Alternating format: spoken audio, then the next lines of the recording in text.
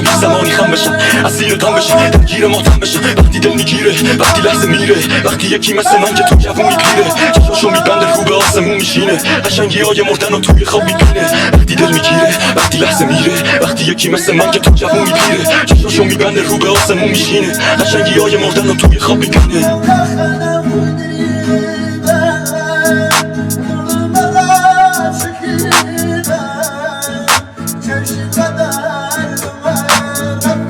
Remix by SCR Beats.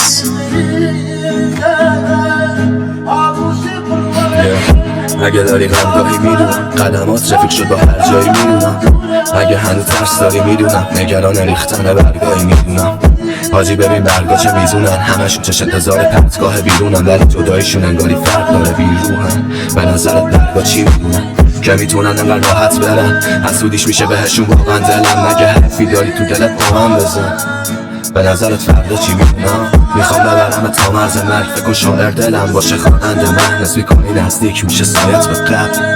اگه ته پرتگاهی میدونم، بعضی روزا سربارم میدونم، ولی اگه تو بمونی واللهی میمونم. یه چیزایی دیدم توت که هر جایی نیونم، پشیمونم امروز از الواتی دیروزم که قد خم ابرو ارزش نداشت، داشت رد داده تا خوب شه سرکش نباشه. که صاف بس شد به قلبت هواشینو، همه کسایی که میشناسی میدونم.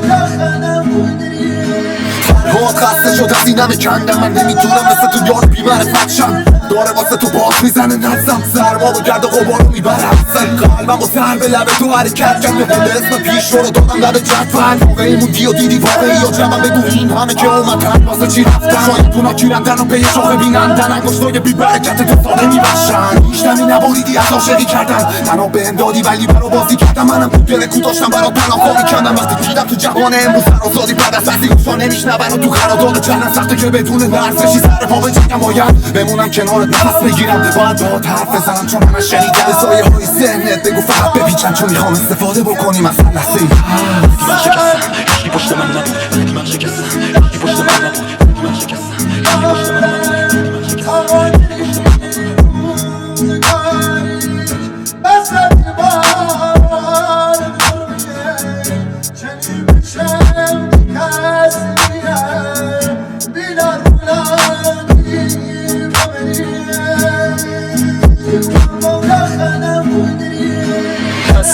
زیر بارون تنهام، تکراری شده دیگه واسم غمهام نمونده دیگه. احساسی برام یه پاکت سیگار شده همدم شبا. تو خوش باش، خوش بگذرم، توی اول جوونی بهارم شد خزون. نمیدونم چی شد رابطمون از هم باشی با این